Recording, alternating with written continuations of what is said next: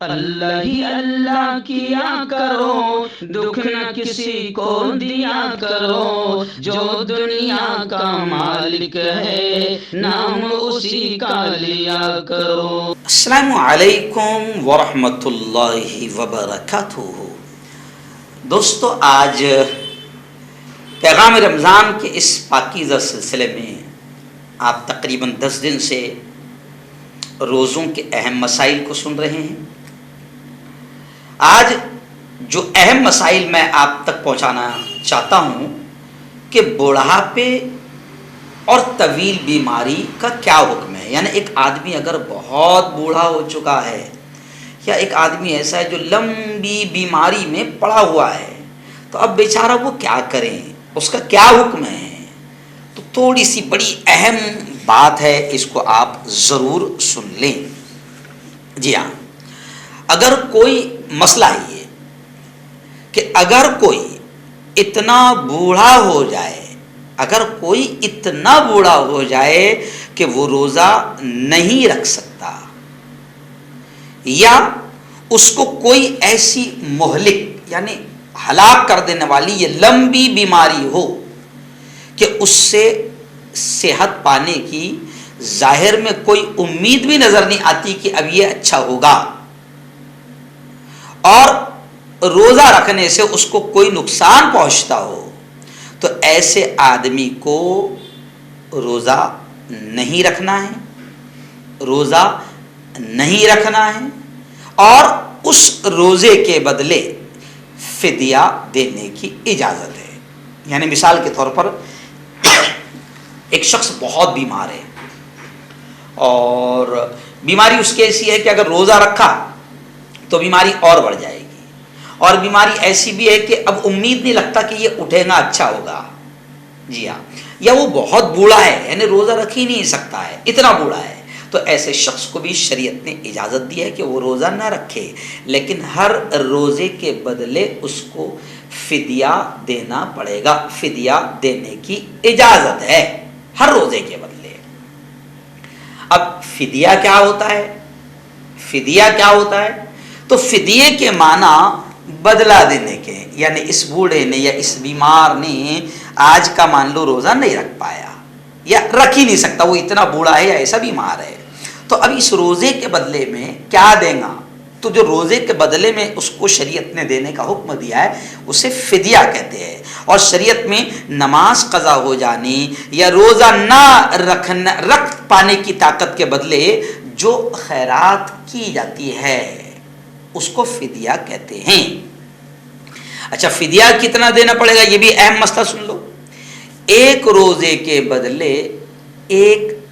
محتاج کو مستحق کو اتنا غلہ دے دے جتنا غلہ صدقہ فطر میں دیا جاتا ہے۔ آپ جانتے ہیں صدقہ فطر میں کتنا دیا جاتا ہے؟ جی ہاں،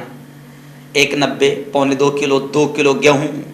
یعنی 2.25 سیر گیہوں یا 3.5 سیر جو، 2.25 کلو، 2.25 سیر گیہوں تو 2.25 سیر، تو سیدھا 2 کلو ہم پکڑ لیتے ہیں، تو ایک روزے کے بدلے میں 2 کلو گیہوں یا 3.5 سیر جو، یا پھر ان میں سے کسی ایک کی قیمت دے دینی چاہیے۔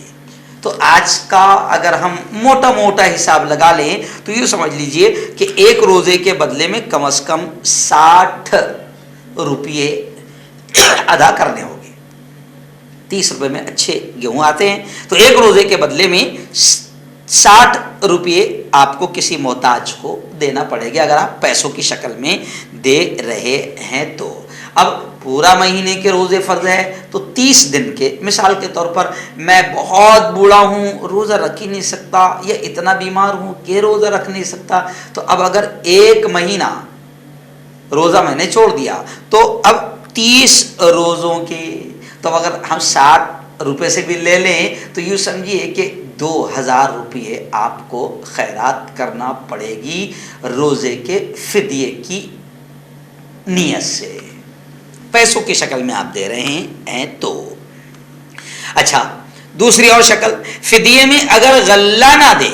بلکہ ایک محتاج کو دونوں وقت پیٹ بھر کھلائے تو اس سے بھی فدیہ ادا ہو جائے گا۔ یعنی پیسے بھی نہیں دے رہا، غلہ بھی نہیں دے رہا، تو ایک محتاج کو دونوں وقت یعنی صبح اور شام کا پیٹ بھر کے کھانا کھلاؤ تو فدیہ ادا ہو جائے گا، مگر وہی کھانا کھلانا ہے جو خود کھاتا ہے۔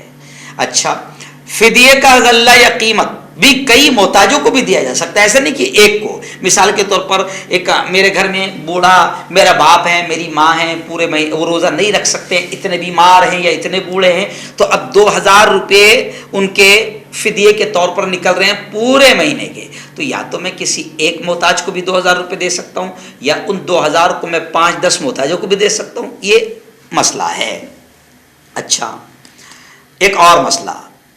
فدیہ ادا کرنے کے بعد کسی بوڑھے میں روزہ رکھنے کی طاقت آ گئی، مان لو وہ بہت بیمار تھا، اللہ نے اس کو شفا دے دی اور اب روزہ رکھنے کی طاقت آ گئی، وہ تندرست ہو گیا، تو اس کے چھوٹے ہوئے تمام روزوں کی اس پر قضا کرنا واجب ہے۔ مرنے سے پہلے زبردست طاقتور ہو گیا، اللہ نے شفا دے دی، تو اب فدیہ بھی دے دیا تو بھی اس کو روزے قضا کرنا پڑے گے، اس نے جو فدیہ ادا کیا ہے اس کا ثواب اس کو ضرور ملے گا۔ ایسے ہی اہم مسئلہ، جو لوگ بڑھاپے سے کمزور ہو گئے ہوں یا کسی خطرناک بیماری میں مبتلا ہو تو ان کو چاہیے کہ اپنے روزوں کا فدیہ رمضان ہی میں ادا کر دے، اس کا انتظار نہ کرے کہ رکتا ہوں،